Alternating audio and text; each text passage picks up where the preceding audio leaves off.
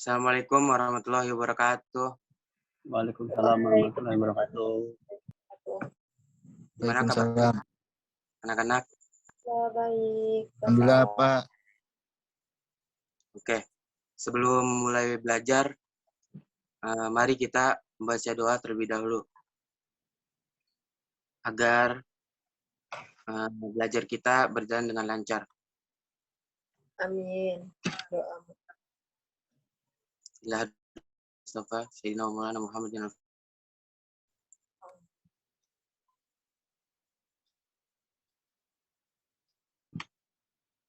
Oke, Bapak mulai dengan absen ya.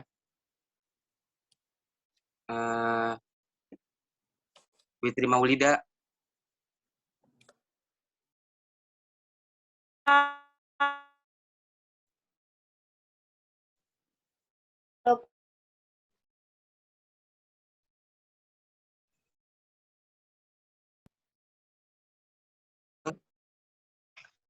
Hadir.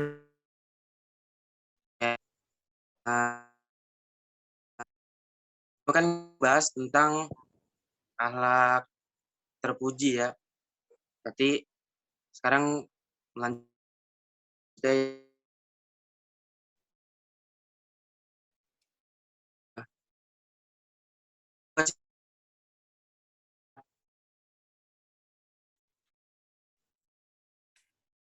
Yuk.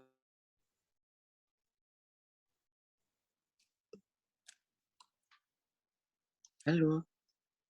Ada yang tahu nggak? Tindakan yang buruk, Pak. Akhlak tercela itu tindakan yang buruk. Oke. Iri, dengki. Ya benar.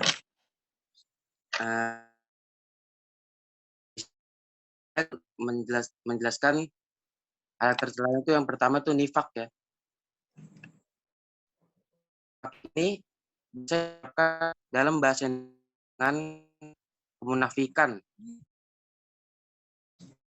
Ini benar atau kata kejadian. Artinya buat yang sesungguhnya dengan apa sembunyi.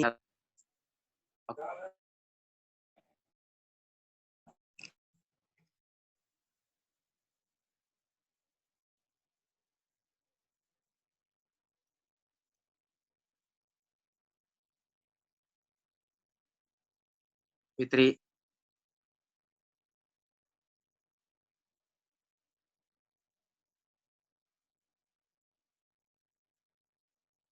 Nah, dalilnya tuh ada di surat At-Taubah ayat tadilah udah kelewat ya. Lalu ciri-ciri orang munafik. Nah, ciri-ciri orang munafik tuh banyak diantaranya dusta, khianat, fujur dalam perkataan, malas beribadah, ingkar janji, ria, sedikit berzikir, mempercepat sholat, dan mencela orang yang taat dan soleh. Oke, lanjut selanjutnya.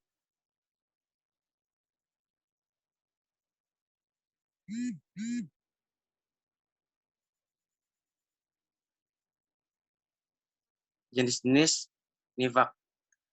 Yang pertama ada nifak i'tiqadi. Termasuk nifak akbar. Pelakunya menempatkan keislaman, tapi menyembunyikan kekufuran.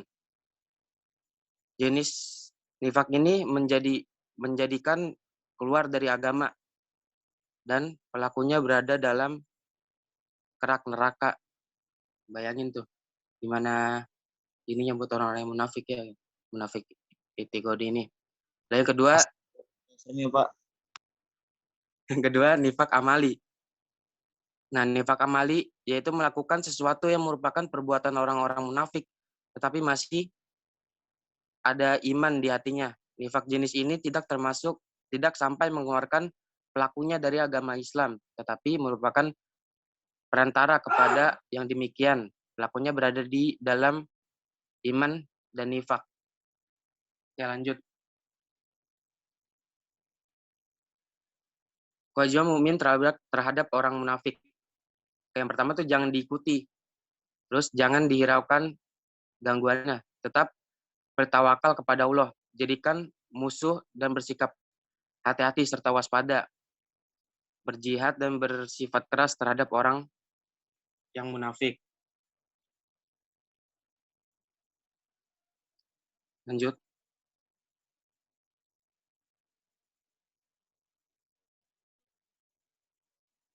Oke, pandangan Allah terhadap manusia munafik.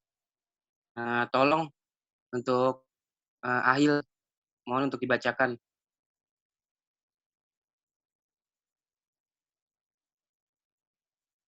Ahil.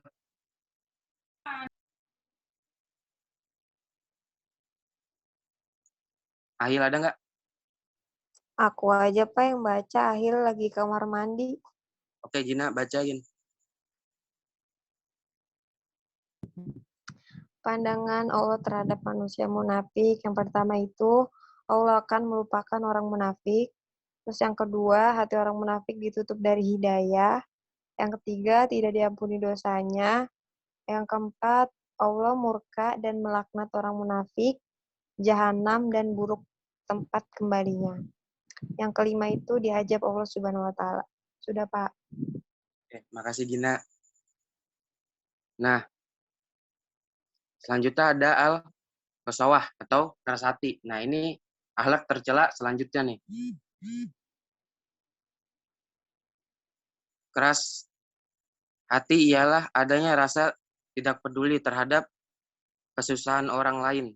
Seseorang yang hatinya mengalami kondisi tersebut tidak merasakan kepedihan dan sumber hati ini adalah karena ia dikalahkan oleh kekuatan buas hawa nafsunya. Tanda-tanda hati yang keras adanya sifat nifak atau munafik dalam jiwa manusia. Nah, jadi al-qasawah ini hadir itu gara-gara adanya munafik, dari sifat munafik ini juga gitu. Dari dalam diri manusia gitu, dari jiwa manusia. Oke, lanjut.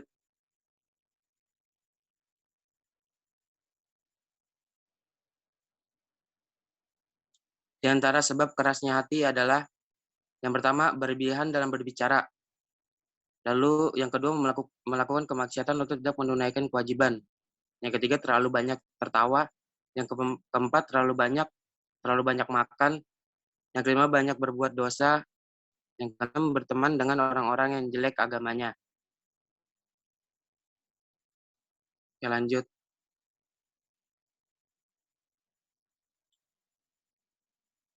Lalu agar hati yang keras menjadi lembut, caranya disebutkan oleh Ibnu Al-Qayyim di dalam Al-Wabil As-Saib halaman 99 bahwa suatu ketika ada seorang lelaki yang berkata pada Hasan Al-Basri, "Wahai Abu Sa'id, aku mengadu kepadamu tentang kerasnya hatiku." Maka beliau menjawab, "Lembutkanlah hatimu dengan berzikir." Jadi caranya tuh menghilangkan keras hati itu dengan cara berzikir pada Allah Subhanahu wa taala. Lanjut. Sebab agar hati menjadi lembut dan mudah menangis karena Allah, antara lain mengenal Allah melalui nama-nama sifat-sifat dan perbuatan-perbuatannya, membaca Al-Quran dan merenungi kandungan dan maknanya. Banyak berzikir kepada Allah, memperbanyak ketaatan, mengingat kematian, menyaksikan orang yang sedang diambang kematian atau sakaratul maut. Lanjut, Fitri. Lalu akhlak tercela yang selanjutnya adalah godab. Nah, godab ini pemarah. Artinya sifat seseorang yang mudah marah setiap melihat atau menghadapi persoalan kehidupan yang tidak disukai sekecil apapun, dia langsung marah gitu orangnya. Nah, ini tuh godab namanya. Lanjut.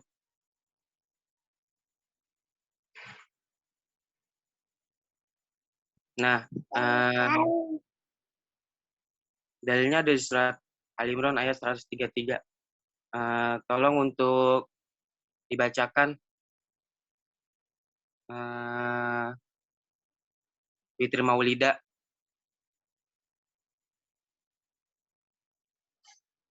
Iya, Pak. Dibaca Fitri. A'udzubillahi minasyaitonirrajim. Bismillahirrahmanirrahim.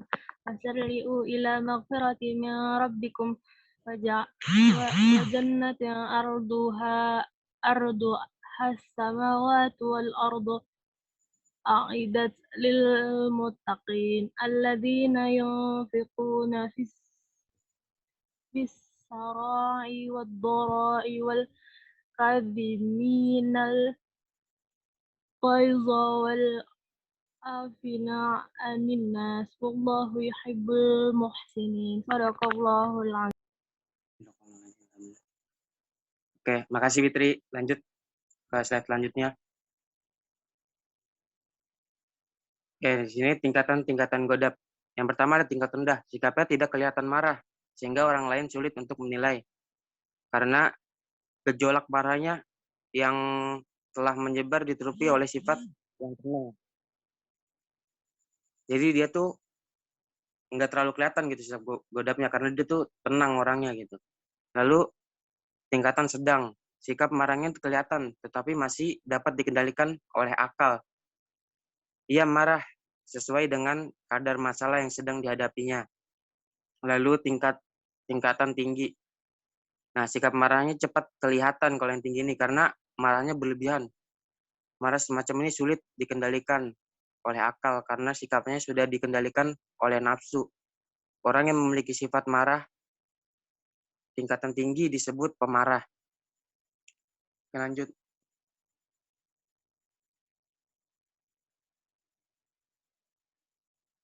Oke, contoh perilaku godab ya.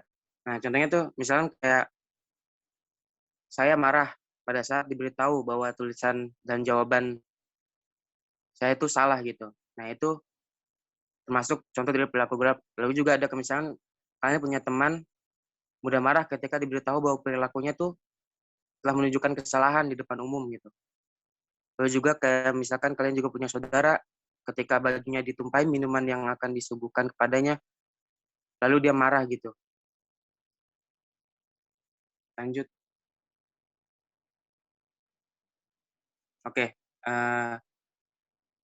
Kalau misalkan ada ini yang gitu, ada kayak alat secara godap ini, pasti ada cara untuk menghindarinya kan gitu.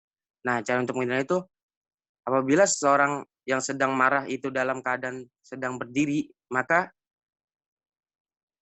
usahakan untuk kita kita anjurkan untuk duduk gitu. Lalu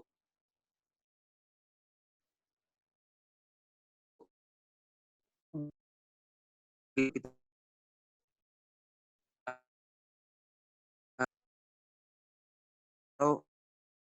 sambil membaca istighfar. Bila marah, maka berwudulah karena berwudu dengan air yang suci dan mensucikan akan mampu mensucikan semua tindakan yang kurang suci seperti kemarahan. Lalu juga membaca taud, memohon perlindungan Allah dari godaan syaitan yang selalu membangkitkan amarah. Lanjut.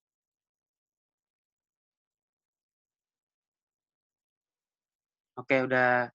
Saya ada yang mau ditanyakan sebelum menutup pelajaran.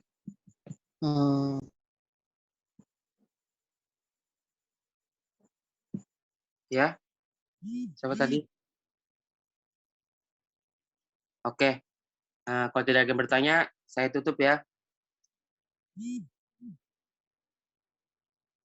Kalau tidak ada yang bertanya, saya tutup. Ya, Pak. Menutup pelajaran. Tanya, woi. Membaca kafaratul majlis terlebih dahulu. Mohon untuk Fitri Maulida untuk dipimpin. Baik, mari kita tutup pelajaran ini. Semoga ilmunya bermanfaat. Bismillahirrahmanirrahim. Subhanakallahumma wa bihamdika, asyhadu an la ilaha illa anta, astaghfiruka wa atubu ilaik. Terima kasih. Sampai jumpa di pertemuan selanjutnya. Wabillahi taufiq wal hidayah. Wassalamualaikum warahmatullahi wabarakatuh. Waalaikumsalam warahmatullahi taala wabarakatuh. Terima kasih Pak Ilham.